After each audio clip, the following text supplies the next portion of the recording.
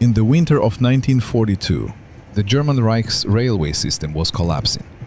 Not from enemy attack, not from bombing, from mathematics. The German military had committed to a two-front war across distances that no European power had previously attempted to sustain by rail. Supplies moving from German factories to the Eastern Front had to cross more than 2,000 kilometers of track. Track that ran through Poland, through Ukraine, through the frozen western reaches of Russia, in temperatures that dropped to minus 40 degrees Celsius and stayed there for months. The Wehrmacht needed locomotives, not some locomotives, not improved locomotives. It needed thousands of locomotives, immediately, built faster than any locomotive had ever been built before, by factories that were simultaneously trying to produce tanks, aircraft engines, artillery, and ammunition. The solution that emerged from that crisis was not a technical masterpiece. It was a deliberate act of engineering renunciation. A machine designed not around what was possible, but around what was buildable. Every unnecessary component removed. Every tolerance relaxed to the minimum that function permitted. Every manufacturing process simplified to the point where a worker who had never seen a locomotive before could be trained to build one in days rather than months. The result was the Kriegslokomotive, the war locomotive, designated DR Class 52 by the German Reichsbahn.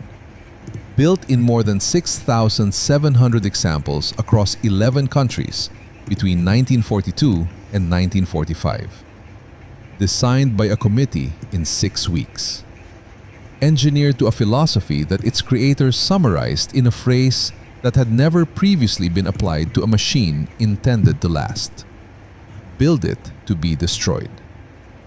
The Kriegslokomotive was supposed to be temporary, a wartime expedient, a machine that would be scrapped when the conflict ended and replaced by something better. It was designed for a lifespan measured in months, not decades. The last example was retired from regular freight service in 2006 in Bosnia, 64 years after the first one left the factory. This is the story of a machine that was built to be thrown away and became one of the most durable, most widely distributed, and most technically instructive locomotives in the history of steam. To understand why Germany needed 6,700 locomotives in 3 years, the scale of the operational problem must be understood. The German railway system in 1939 operated under a carefully managed network of modern, efficient locomotives, machines that had been designed for the specific routes and traffic densities of the Central European network. The standard German freight locomotive of the period, the DR Class 50, was a well-engineered machine capable of hauling heavy freight at respectable speeds on the relatively gentle grades of the German and Polish main lines. It required a skilled workforce to build. Approximately 30,000 individual components manufactured the tolerances that demanded experienced machinists and adequate factory time. When Operation Barbarossa began in June 1941, the German railway system was immediately confronted with requirements that its existing fleet could not meet. The Soviet rail network used a different track gauge, 1,520 millimeters, versus the German standard of 1,435 millimeters, which meant that German locomotives could not operate on Soviet track without conversion. The conversion program, which involved physically moving the wheels on each axle to match the wider gauge, was slow and labor-intensive. Meanwhile, the captured Soviet locomotives that could operate on the correct gauge were being operated by German crews who understood neither the machines nor the maintenance requirements. By the winter of 1941, the German army's supply situation on the Eastern Front had deteriorated to the point where ammunition and fuel were arriving at the front weeks behind schedule. Units were going into combat undersupplied. The railway system, the single most critical component of the Wehrmacht's ability to sustain operations over the distances involved, was the limiting factor in German military capability. The Reichsbahn's response was direct.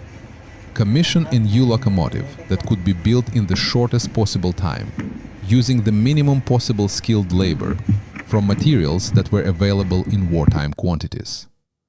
The locomotive did not need to be efficient. It did not need to be comfortable to operate. It did not need to be durable in the long term. It needed to exist in the field in large numbers within 18 months. The engineering team assigned to the project, led by Richard Paul Wagner, who had spent his career designing the sophisticated express locomotives that represented the peak of German steam engineering, was given a brief that was the opposite of everything he had previously worked toward. Strip out every component that is not structurally necessary. Accept higher fuel consumption. Accept higher maintenance requirements. Accept reduced operational life. Prioritize manufacturability above every other consideration. Wagner's team produced a design in 6 weeks. The Class 52 that emerged from that 6-week design sprint was recognizable as a locomotive. It had a boiler, cylinders, driving wheels, a tender, and a cab. But every component had been subjected to a ruthless simplification that stripped away anything a wartime factory could not produce quickly and cheaply. The running gear was simplified by eliminating the feed water heater, a device that in peacetime locomotives improved fuel efficiency by preheating water before it entered the boiler, but that added complexity, weight, and manufacturing time. The Class 52's boiler received cold water directly from the tender. Fuel consumption increased. The engineers accepted the increase because the alternative, a locomotive that could not be built fast enough to matter, was worse. The wheels were simplified. The Class 50, the standard pre-war freight locomotive, used a sophisticated counterbalancing system to reduce the dynamic forces transmitted to the track at speed.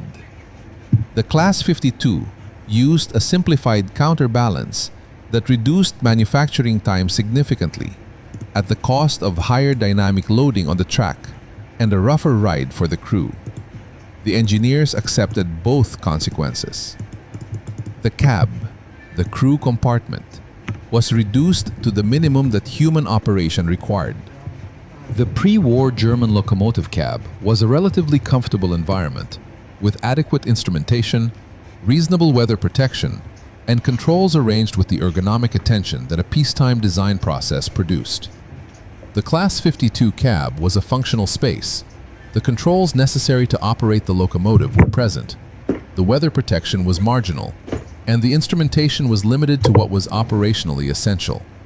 Crews who operated the Class 52 in the Eastern European winter described the experience with consistent language: cold, noisy, functional.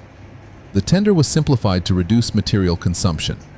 The water capacity was reduced from the Class 50's standard.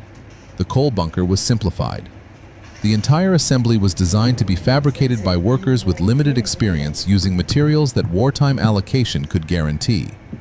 The manufacturing process itself was redesigned around the locomotive's simplified specification. The Class 52 was built not at a single facility, but distributed across factories in Germany, Austria, Poland, France, Belgium, Czechoslovakia, and Hungary. 11 countries in total, each producing components or complete locomotives according to a standardized specification that allowed parts manufactured in Vienna to be fitted to a locomotive assembled in Warsaw without modification. This manufacturing distribution was itself a significant engineering achievement, not in the sense of technical sophistication, but in the sense of logistics management at a scale that the locomotive industry had not previously attempted. The standardization that made it possible was the result of the design simplification. A more complex locomotive with tighter tolerances and more specialized components could not have been manufactured across 11 countries simultaneously. The Class 52's deliberate simplicity was what made its mass production possible. The production rate that resulted was without precedent in locomotive manufacturing history. At peak production in 1943 and 1944, The combined output of all participating factories reached more than 20 complete locomotives per day. A machine that the Class 50 had required months to build was being produced in the Class 52 configuration in approximately 3 working days per unit across the distributed manufacturing system. 6,719 Class 52 locomotives were completed before production ended. The Class 52 entered service on the Eastern Front in conditions that no peacetime locomotive had been designed to face. The Soviet winter of 1942 and 1943, the winters during which the Class 52 was being introduced in the largest numbers, imposed temperatures that dropped well below minus 40 degrees on extended overnight periods. At those temperatures, lubricating oil thickened to the consistency of grease. Steam condensed in unheated pipes before reaching the cylinders. Metal contracted enough to affect the tolerances of valve gear and running gear. And the diesel fuel used in heating equipment, there were no steam heating systems installed in the Class 52, refused to flow through standard fuel lines. The simplicity that had been a manufacturing advantage proved to be an operational advantage in these conditions. Fewer components meant fewer components that could freeze, seize, or fail. The Class 52's running gear, deliberately designed with looser tolerances than the Class 50's, was more tolerant of the thermal cycling that extreme cold imposed. Maintenance crews operating in field conditions, in temporary workshops with limited tooling, under pressure to return locomotives to service within hours rather than days, found that the Class 52's simplified systems were accessible and repairable in ways that the more sophisticated pre-war locomotives were not. The operational reports from the Eastern Front's Railway Administration, compiled in the Reichsbahn's wartime records and accessible in the German Federal Archive, document the Class 52's service in language that reflects the specific constraints of wartime field operation. The locomotives ran. They required maintenance, more frequent maintenance than their pre-war counterparts, because the simplified design accepted higher wear rates. But the maintenance they required was within the capability of field workshops staffed by workers who had been trained quickly, rather than fully apprenticed. The fuel consumption was higher than Wagner's team had projected, a consequence of the eliminated feed water heater and the simplified boiler insulation. On long Eastern Front supply runs, where coal supply was itself a logistical challenge, the higher consumption created operational difficulties. Supply officers calculated fuel allocations based on pre-war locomotive efficiency figures and found the Class 52's actual consumption exceeding their projections by margins that required route planning adjustments. But the locomotives ran at minus 40 degrees across tracks that had been hastily converted to standard gauge, hauling supplies to armies that had not received adequate material for months. The Class 52's ran. The war ended in 1945. The Class 52 did not. Of the 6,719 locomotives completed, approximately 6,300 survived the conflict, a survival rate that reflected both the sheer numbers produced and the relative invulnerability of a freight locomotive to conventional military attack. They were distributed across the territories that the advancing Allied and Soviet armies had liberated, captured, or occupied, in proportions that reflected the geography of the war's final year. The Soviet Union captured the largest single share. Estimates suggest between 2,000 and 2,500 Class 52 locomotives fell into Soviet hands by May 1945.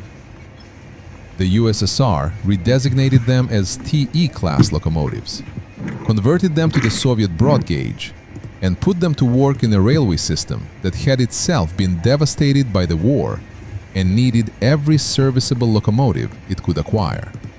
The Western Allied occupied territories distributed their captured Class 52s among the railway systems of the countries where they had been found. France, Belgium, the Netherlands, Austria, and the successor states of Yugoslavia each acquired fleets of Class 52 locomotives.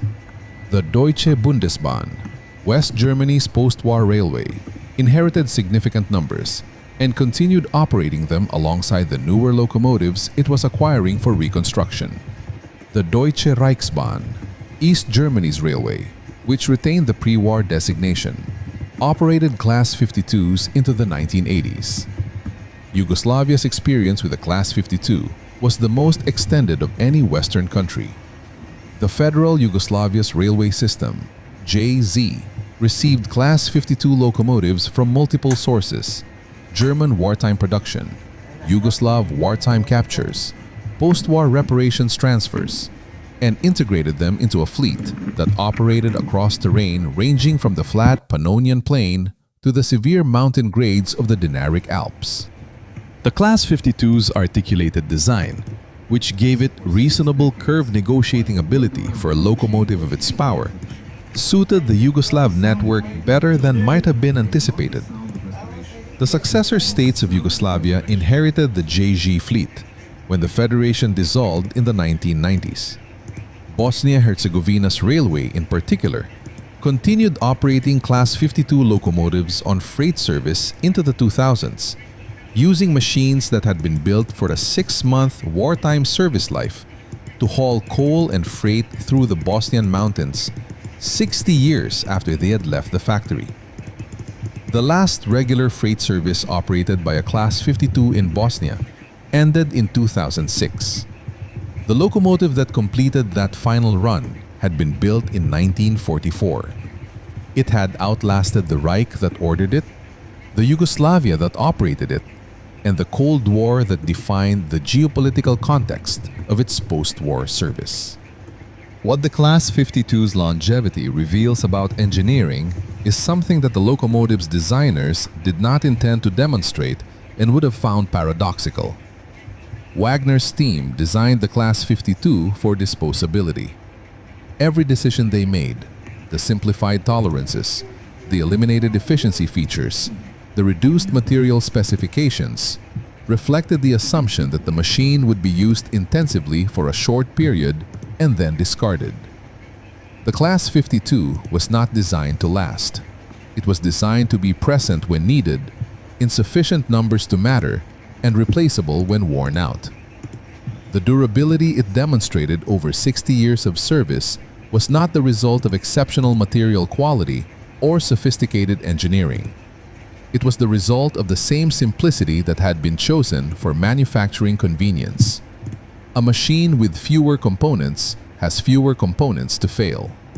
A machine designed with tolerances that accept wear has more wear available before failure occurs. A machine whose maintenance was designed for field conditions with limited tooling remains maintainable in conditions that would defeat a more sophisticated design. The Class 52's longevity was a side effect of its simplicity, an unintended consequence of the design philosophy that had been imposed by the crisis it was built to address. The locomotives that Wagner's team designed for maximum efficiency and minimum operating cost, the Class 01 express locomotives, the Class 44 heavy freight locomotives, required the institutional infrastructure of a fully equipped peacetime railway workshop to maintain. When that infrastructure was disrupted by war, occupation, or post-war economic constraint, the sophisticated locomotives became difficult to sustain. The Class 52, designed for maintenance by workers without specialized training, using tools that field conditions made available, could be kept running under conditions where its more capable contemporaries could not. This inversion, the emergency design outlasting the engineered design, appears consistently in engineering history, though usually without the Class 52's scale of documentation. The systems designed with minimal complexity for maximum reliability in adverse conditions consistently survive into contexts their designers never anticipated, serving purposes their designers never intended, maintained by users whose capabilities are defined by the system's own simplicity. Today, approximately 100 Class 52 locomotives survive in various forms across Europe. Some are operational, maintained by heritage railways and preservation organizations in Germany, Austria, Poland, and the former Yugoslav states. Some are static displays in railway museums. A small number are maintained in operational condition by private collectors. The machines that operate today require skills that heritage railway volunteers have spent decades developing. The same recovery of lost institutional knowledge that the big boy restoration required applied to a locomotive whose surviving fleet is distributed across a dozen countries with different institutional preservation traditions and different levels of access to the historical records that document the Class 52's specific maintenance requirements. The German Federal Archive holds the wartime production records, factory allocations, component specifications, quality inspection reports for much of the Class 52 fleet. The records are accessible to researchers and have been used by preservation organizations to verify the dimensional specifications of components that need to be fabricated as replacements. The distributed manufacturing system that produced the Class 52 across 11 countries also produced documentation in 11 different archival systems: German, Austrian, Polish, French, Belgian, Czech, and Hungarian, each of which has a different preservation status and accessibility. The operational Class 52s that run on European heritage railways today are, in some respects, the most authentic surviving expression of the design philosophy that produced them. They are simple machines, maintained by workers who learned their skills from documentation rather than from apprenticeship, operating on routes and for purposes that their designers never anticipated. They continue to do what they were designed to do: run. The Class 52 story does not fit neatly into the narrative framework that most locomotive history applies. It is not the story of a machine that achieved a performance record, or that was forgotten despite technical superiority, or that failed despite institutional ambition. It is the story of a machine that was designed for failure, for intentional, planned, acceptable failure after a short operational life, and that instead demonstrated a principle that the engineering profession has encountered in every domain where simplicity and complexity compete under adverse conditions. The most sophisticated design is not always the most durable. The most efficient solution is not always the most resilient. The machine designed for the worst conditions, built to the minimum specification that function requires, maintained by the minimum expertise that operation demands, sometimes outlasts everything that was designed to replace it. Wagner's team designed the Class 52 to be thrown away. 6,700 locomotives entered service.